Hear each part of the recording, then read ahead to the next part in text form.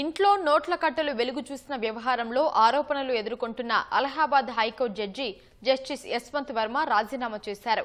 ఈ మేరకు తన రాజీనామా లేఖను రాష్ట్రపతికి జస్టిస్ యశ్వంత్ వర్మ పంపారు.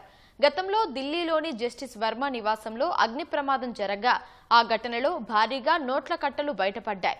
ఈ వ్యవహారంలో జస్టిస్ యశ్వంత్ వర్మను అభిశంసించాలంటూ లోక్సభ స్పీకర్కు పలు పార్టీలు నోటీసులు అందజేశాయి.